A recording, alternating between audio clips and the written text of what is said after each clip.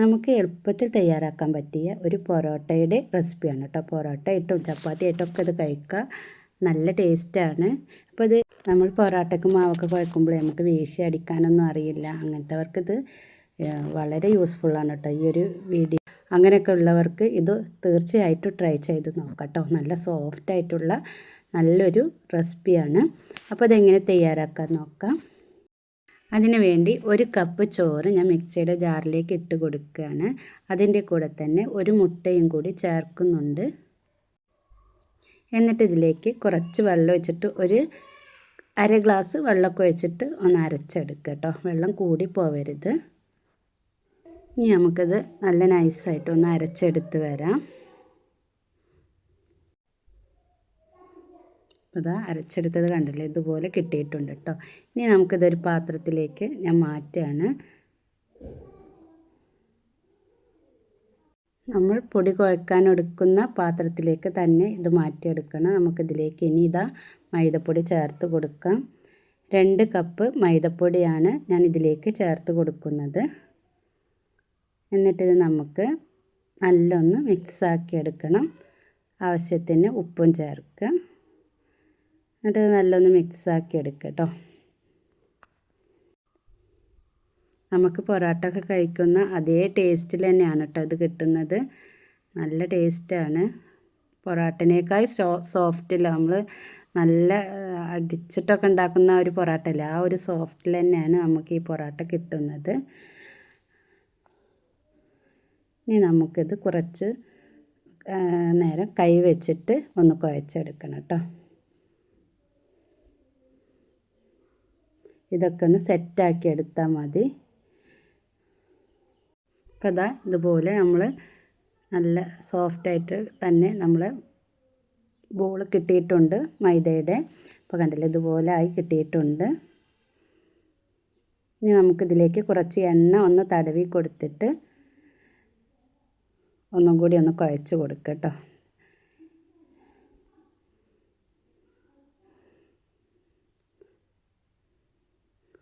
ഇത്ര മതി. ഇത് റെസ്റ്റ് ചെയ്യാനൊന്നും വെക്കേണ്ട ആവശ്യമില്ല. ഇതൊരു 3 ഭാഗമാക്കിയിട്ട് ഞാനിതിങ്ങനെ മുറിച്ചെടുക്കുന്നുണ്ട്.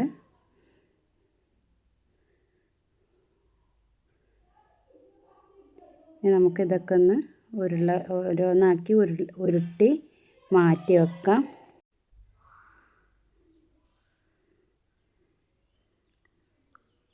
3 ഉരുളകളും ഇതാ ഉരുട്ടി വെച്ചിട്ടുണ്ട് കേട്ടോ.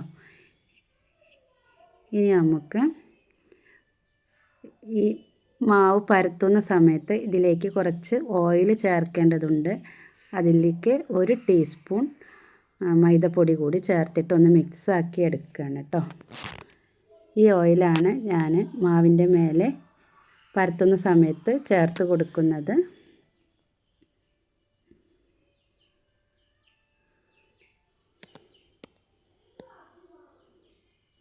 അപ്പോൾ അതാ ഇത് റെഡി ആയിട്ടുണ്ട്. ഇനി നമുക്ക് ഓരോ ബോൾ എടുത്തിട്ട് ഇത് അതുപോലെ നമുക്ക് പരത്തണം കേട്ടോ. നൈസായിട്ട് നല്ല കണ്ടില്ല ഇതുപോലെ പരത്തിയെടുക്കുക കേട്ടോ.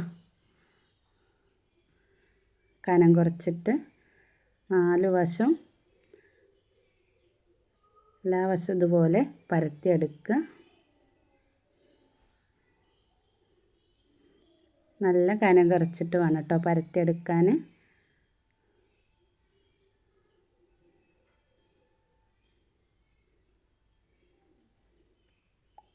അപ്പോൾ അത് ഇതുപോലെ കിട്ടിയിട്ടുണ്ട്. ഇനി ഇതിൻ്റെ മേലേക്ക് നമ്മൾ നേരത്തെ തയ്യാറാക്കി വെച്ച ഓയിലില്ലേ, മൈദയും ഓയിലും കൂടി മിക്സാക്കിയത് ഇതിലേക്ക് അങ്ങനെ സ്പ്രെഡ് ചെയ്ത് കൊടുക്കുക. ഇനി ഇതൊന്ന് ഇതുപോലെ ഒന്ന് ആക്കി കൊടുത്തതിന് ശേഷം എല്ലാ ഭാഗത്തും ഒന്ന് ആക്കി കൊടുത്തതിന് ശേഷം ഇത് അതുപോലെ ഒന്ന് മടക്കി കൊടുക്കുക കേട്ടോ. കണ്ടില്ലേ, ഇതുപോലെ ഒന്ന് മടക്കി എടുക്കുക. ഇനി നമുക്ക് ഓരോ റൊട്ടിയുടെ വലുപ്പത്തിന് നമുക്കത് മുറിച്ചെടുക്കണം. എത്ര സൈസിലാണോ നിങ്ങൾക്ക് വേണ്ടത് അതിനനുസരിച്ചിട്ട് മുറിച്ചെടുക്കുക കേട്ടോ.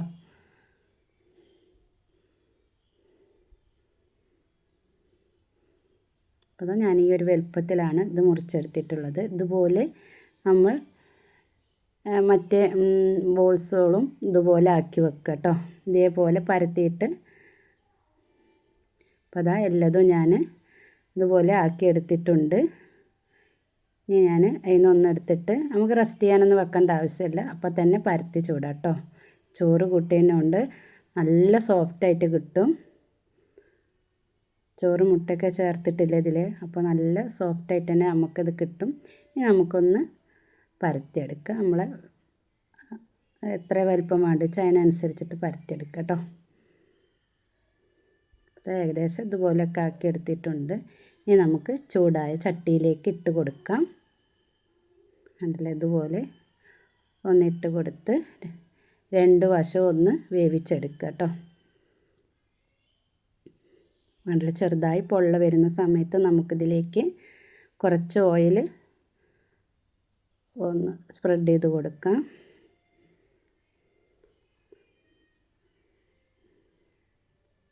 അപ്പോൾ അതാ ഇത്രയേ ഉള്ളൂ. നല്ല ടേസ്റ്റിയായ പൊറാട്ടൻ്റെ അതേ ഇതിൽ തന്നെ കിട്ടിയിട്ടുണ്ട്. കണ്ട ലെയറായിട്ട് തന്നെ കിട്ടിയിട്ടുണ്ട് കേട്ടോ. വളരെ ചെറുതായിട്ട് ലെയറൊക്കെ ആയിട്ട് കിട്ടിയിട്ടുണ്ട്. നല്ല സോഫ്റ്റാണ്, കണ്ടില്ലേ. അപ്പോൾ ഇനി കുട്ടികൾ പൊറാട്ടൊക്കെ ചോദിച്ച് വരുന്ന സമയത്ത് പെട്ടെന്ന് ഉണ്ടാക്കി കൊടുക്കാൻ പറ്റും കേട്ടോ. അതുപോലെ നമുക്ക് വിരുന്നുകാർ വരുമ്പോഴൊക്കെ ഉണ്ടാക്കി കൊടുക്കാൻ പറ്റും.